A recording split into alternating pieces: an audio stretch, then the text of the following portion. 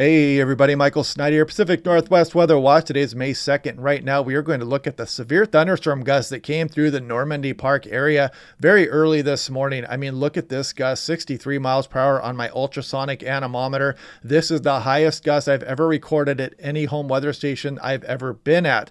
That's about 25 years, and the previous high was 60 miles per hour in a pretty strong mid-latitude cyclone, January 6th. 2019, this 58 miles per hour was recorded on the 3-cup anemometer right next to it, and you can see that in the red line there. Look at this barograph, this impressive pressure drop here, 7.45 millibars in about 35 to 40 minutes, and then a very impressive 4.5 millibar rise in about 20 minutes.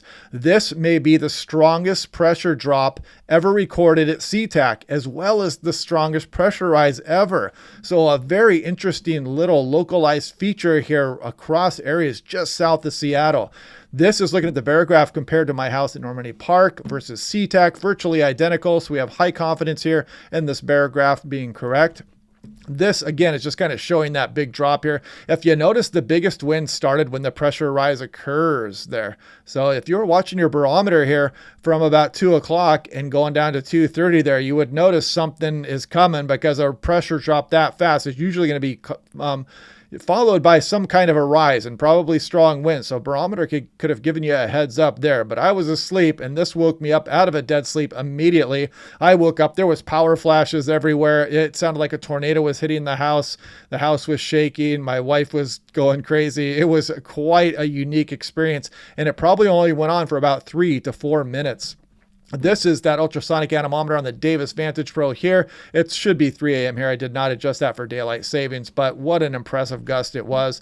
This is some tree damage down the street, and I wanted to point this out because this tree is probably a casualty of the June 2021 huge heat wave. I noticed this tree start to die after that heat wave there, and sure enough, it came down in this morning's storm, and you can see it spread across the road, and it blocked the road for a bit there before people started to clear it off. And they finally got rid of it today.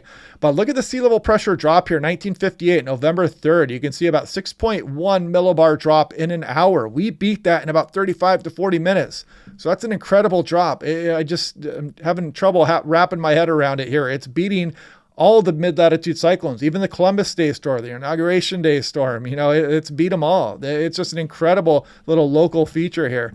Now, this is looking at that November 3rd, 1958 storm. You can see this low pressure center off the coastline moving towards the coast. Oops, let's back that up one day there.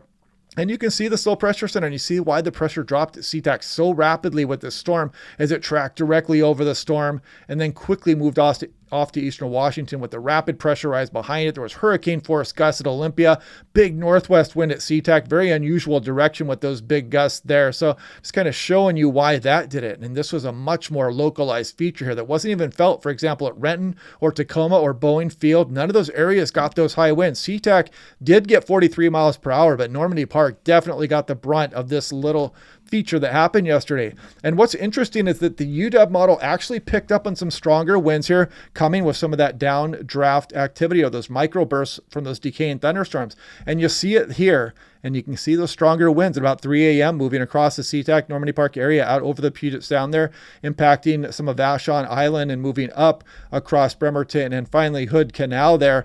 But no other area really got those damaging winds. I did see some mid-30s towards the Vashon Island area there, but really localized on Normandy Park, and we felt that definitely. There were still people out of power going through today.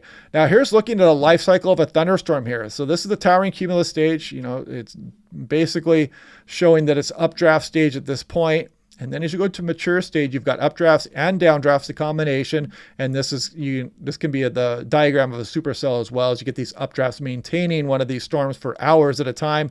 And the dissipating stage, it kind of looks a little bit benign here on this diagram here from the National Weather Service, but these downdrafts can still pack some powerful gusts with them, as we found out yesterday. By the time the storm got to the Cascade Crest, it was not producing lightning anymore. It did not produce lightning into western Washington, but it did bring very powerful winds down to the region. Now, I wanted to show you guys this as well. This is going on right now. We've got this visible satellite imagery. And if you're out here across some of western Montana, the Idaho Panhandle, and out towards eastern Washington, you've got some strong thunderstorms going out here. We've had some severe thunderstorm warnings. The SPC has issued an alert for some severe thunderstorms here, and this will eventually continue to move off to the east as we go into tomorrow morning. And then we're going to continue to pivot some moisture around this low here. And with some unstable air around, we could bring some thunderstorms west of the Cascades, mainly as you go on in through Thursday morning and through the day Thursday. Now looking at day one, you can see that severe thunderstorm threat as we go through the evening and tonight. This is looking at 500 millibars, 18,000 feet. There's that low pressure center. You can see that moist layer at about 18,000 feet. And you can kind of imagine why the thunderstorms were popping off in this region. And it shows that band of clouds in the visible satellite image we looked at a minute ago. But you can see that this is going to move around and towards southern British Columbia, probably into the early morning hours, but probably not a threat to Western Washington and Oregon as you go through tomorrow morning. However, as we start to go through Wednesday night, you can see some of this activity firing off the Oregon Cascades there and maybe starting to move towards Western Washington, Western Oregon on in through Thursday morning. We could have multiple rounds of thunderstorms potentially pushing off of the Cascades there. So heads up for that. Thursday looks like the best day. Southwest BC, Western Washington, Western Oregon for thunderstorm chances. This is looking at the NAM3KM, composite reflectivity. If we put that into motion, you can see the thunderstorms this evening and tonight pushing into western or eastern Washington, I should say, and maybe southern BC.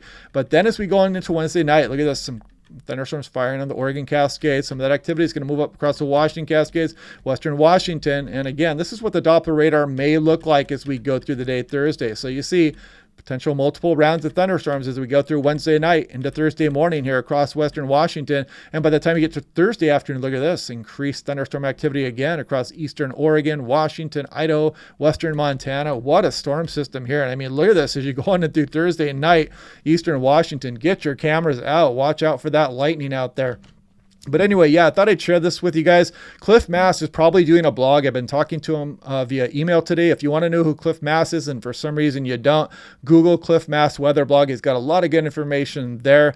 So I'm hoping he puts out that blog and shares his thoughts with us as well. I've been talking to him a little bit here. I shared some of my images and some of my data with him today. So we'll see what he has to say about that. I'm crossing my fingers he does do that. But yeah, if you don't know who Cliff Mass is, go ahead and Google that and check out his weather blog there. And anyway, yeah, I will do my briefings as per normal tomorrow. We'll check out to see if that thunderstorm risk has changed. I will probably be out chasing and I'm probably leaving tomorrow, but I will bring my equipment with me and we'll do briefings from the road. So I will see you guys out from Tornado Alley. Maybe I'll do some hotel reviews as well. Those are always fun.